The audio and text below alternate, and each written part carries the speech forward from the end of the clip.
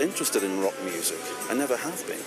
And I don't want to play instruments and so forth. I'm not a musician. I'm a non-musician. But, of course, the voice is an instrument. So...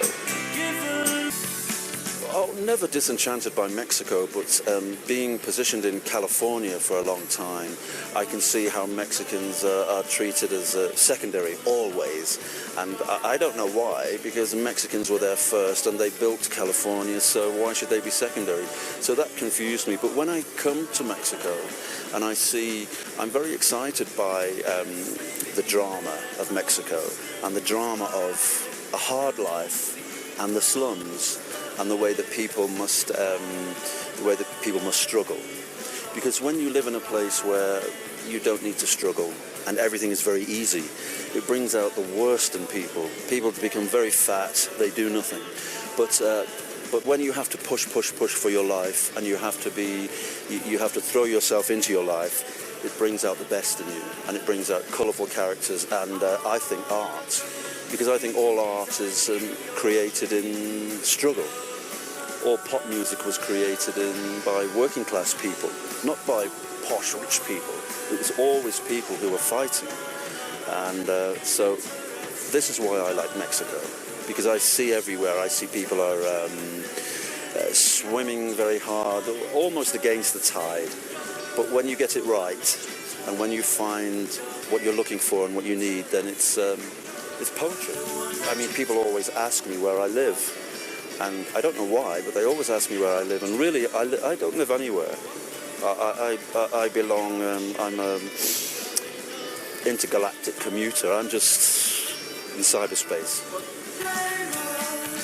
I love Rome also. I love Italy. And I see many facets of Italy and Mexico, which are very similar. The people are very, very similar. Even though in Italy, perhaps it's a softer culture. But there are similarities, and it's the striving, it's wanting to succeed and change things and do something. And every day I see the world opens up all the time. And there are many places that I can't stand. There are many, many places in the world that to me are poetic. And so who knows? I think it's part of everything dying away. Because it's all so easy. You stay at home and you download everything. There's no effort. You don't want to go to record shops. You don't want to go out and see people. So it's all a part of chipping away at the art form of the song. And it is fading. Record shops are disappearing. Many things are disappearing. And that's just life. I don't think CDs were as threatening, really, as downloading is. That really is like the dark spectre over music. But CDs, I mean, it's easy to react against them. Also, if you love the LP, the vinyl, you react against the CD. I think it's more soulless now, and there's less of people wanting to go out and experience music and be part of it and wait and anticipation. It's all... I have all these songs, I have all these computers, I hear everything, I have everything, and I stay in bed. So I survive because I have always had a strong live audience, and I don't rely upon awards and the industry, and I don't rely upon being young. So I just have the audience, and I have a strong audience, and that's how people hear me. It's always word of mouth. It's not mass promotion. So that's why I'm still here, really. The music is not very good. It's not very encouraging, and it's all very corporate, and it's all very organized, and everybody is heavily controlled. It's very difficult in pop music and rock music to see somebody who is a free spirit and who is doing as they wish, because it isn't really allowed. You have to knuckle down and behave yourself, and that's no good, because you can't structure art. You can't schedule art. It has to be free to say and do as it wishes. I would always live from minute to minute, from hour to hour, because I always felt at the beginning that I couldn't really see beyond this single, the next album. That's as far as I could see. So I didn't ever feel that in 20 years' time, 25 years' time, I would be in Mexico and I would be speaking to you. That was beyond the realms for me. It was impossible. And because pop music is the turnover is so quick anyway, people just come and go. I didn't ever think in terms of 30 years, 25 years. That's impossible. And even now, I don't think ahead. I don't think, well, in 5 years' time I'll be everywhere. It was always just this first single, the second single, the third single, wow, the fourth single, but never beyond. If you believe that you are a saint, then you must also believe that you are crap. I deal with it by never quite believing that, because if you believe that, then you have to believe all the terrible things that people read about you.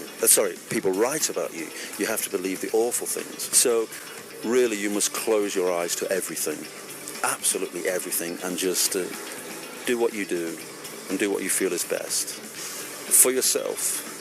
Because if you fall into it and think, yes, I'm incredible, I'm unbelievable, then you'd go mad. Well, I think I was the first person to sing in a very true way, in a very human way. And when I first began, people always said I was too doleful and too flat singing. I wasn't sparkly and I wasn't rock and roll and I wasn't singing in American voice. So now in England and in America on the radio, everybody sing with a very flat voice. They're being themselves. And there weren't many people who were successful in the early 80s who sang that way. And I was criticized for it, but people now are not criticized. Initially, when I became solo, I think if I had sang all of the Smith songs, people would say, well, you're only successful because you're singing the Smith songs. So I think it was very important for me to establish the solo songs, which has been done.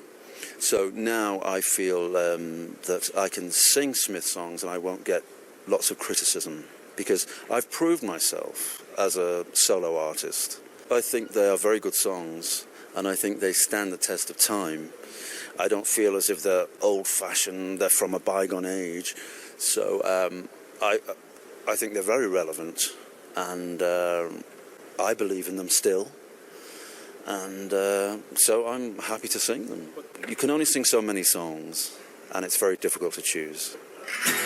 Viva Mexico, Morrissey, see you soon, hasta luego.